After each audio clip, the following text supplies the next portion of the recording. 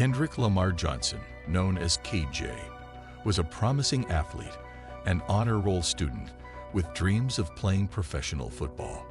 Born on October 10, 1995, to Jacine and Kenneth Johnson, his life was tragically cut short on January 11, 2013. KJ's mysterious death in a gym mat raised suspicions due to inconsistent evidence and possible cover-ups. Despite initial claims of accidental death, further investigations revealed contradictions and missing evidence. His family continues to seek justice, challenging the official conclusions surrounding KJ's death. The discovery of KJ's body. On the morning of January 11, 2013, KJ was found dead in the gymnasium of Lowndes High School in Valdosta, Georgia. His body was discovered inside a rolled-up gym mat, positioned upside down. The position of his body was strange and immediately raised suspicions.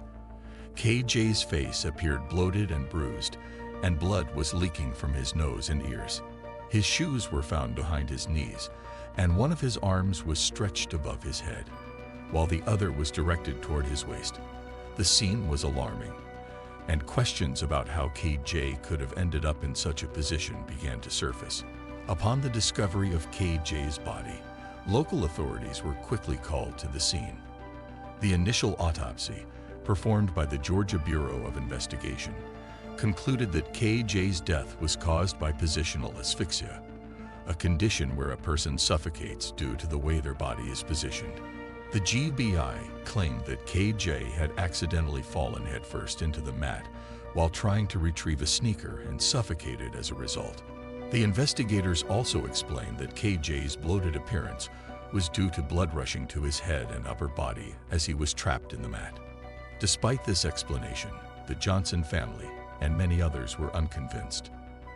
The manner in which KJ's body had been discovered and the circumstances surrounding his death seemed too unusual to be attributed to a simple accident. The family's concerns grew when it became apparent that there were multiple discrepancies and unaddressed issues with the investigation. Suspicious evidence and tampered footage. One of the first pieces of evidence that raised doubts about the official explanation of KJ's death was the school's surveillance footage. On the day of the incident, the school provided camera footage showing KJ walking toward the gym and entering the building. However, after KJ entered the gym, the footage became problematic. The camera that should have captured KJ's movements inside the gym was reportedly out of focus, and the camera that was supposed to cover the area where KJ's body was found was misaligned. Additionally, the timestamp on the footage showed an inexplicable 1-hour gap in the timeline of events.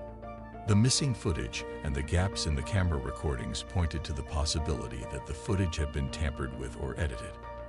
This revelation led to further skepticism about the investigation. If the surveillance footage had been altered or manipulated, it suggested that someone may have been trying to hide critical evidence that could have provided clarity about KJ's death. Moreover, the family was disturbed by the fact that the items found near KJ's body were not collected as evidence. A hooded sweatshirt with a stain on the cuff of one of the sleeves, along with a pair of shoes with what appeared to be a blood stain on them, were left at the crime scene. Neither of these items was seized by the authorities for further analysis. Even more troubling was the lack of any investigation into the owners of these items. The presence of blood splatter on the gym wall near where KJ's body was found was another point of contention. There were 6 blood splatter marks on the wall, some of which had elongations. When questioned about this, authorities claimed that the blood did not belong to KJ, justifying their position by saying that it was likely from other students who had been injured during gym class. However, this explanation did not satisfy the Johnson family, who believed that these blood stains could have been significant evidence pointing to the cause of KJ's death. The missing organs and the second autopsy. As the investigation continued, the Johnson family became more concerned about the handling of KJ's body. When they received KJ's body for burial, they discovered that his organs were missing. The family was informed that the organs had been replaced with newspaper, a detail that was not only bizarre but also alarming. How could KJ's organs have been removed, and why had they been replaced with newspaper? To get to the bottom of this, the Johnson family requested a second autopsy, which was approved by the court on May 8, 2013. The second autopsy, conducted by a private forensic pathologist, revealed shocking findings. Unlike the initial autopsy, which had suggested that KJ's death was accidental and due to positional asphyxia, the second autopsy indicated that KJ had suffered blunt force trauma to the upper right side of his neck and thorax. The report also revealed that KJ had suffered hemorrhaging in his neck area, and that his organs from the pelvis to the skull had been removed and replaced with newspaper. The second autopsy clearly contradicted the initial findings and suggested that KJ's death was not an accident, but rather the result of foul play. The family was appalled by the findings of the second autopsy and began to suspect that there had been a deliberate attempt to cover up the true cause of KJ's death. When the family contacted the funeral home about the missing organs, they were told that the organs had been destroyed due to the position of KJ's body. However, the funeral home also admitted that they had never received KJ's organs. This discrepancy only deepened the mystery surrounding KJ's death. Allegations of a cover-up. As the investigation unfolded, further evidence emerged that suggested the possibility of a cover-up. Ryan Hernandez, a former acquaintance of KJ, came forward with a startling testimony. Hernandez claimed that Brian Bell, a student at Lowndes High School, had admitted to him during a gathering that he had struck KJ with a 45-pound dumbbell during a confrontation in the gym. Hernandez also testified that Brian had been upset because KJ was allegedly involved with Brian's girlfriend, Taylor Eakin.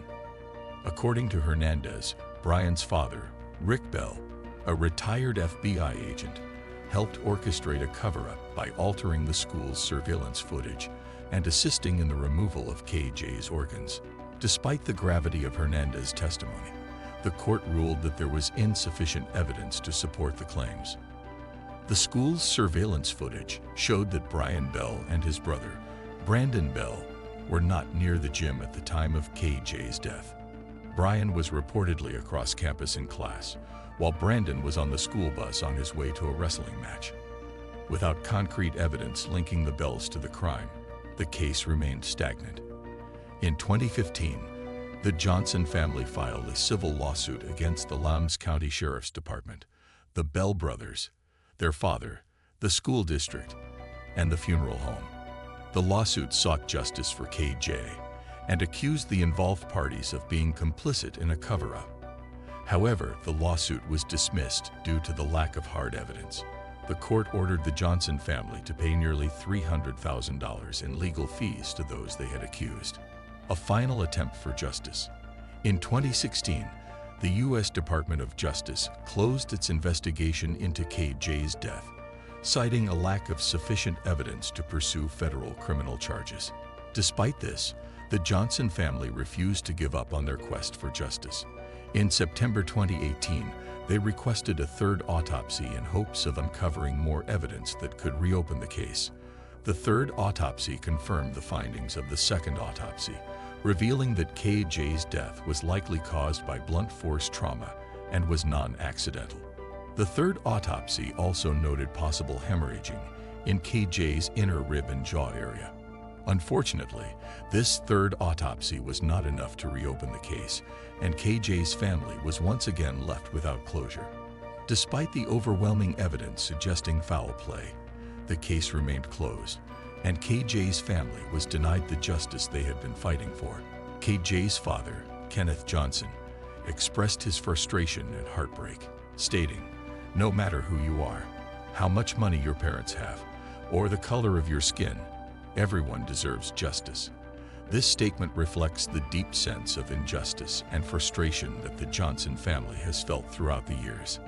They believe that their son's death has been mishandled and that the truth has been deliberately obscured by those in power. That's all for today's video. If you found this story as chilling and mysterious as we did, don't forget to hit that like button and subscribe for more jaw-dropping cases like Kendrick's. Share your thoughts in the comments below. We want to hear from you. Stay tuned for more compelling stories. And remember, the truth is always worth fighting for.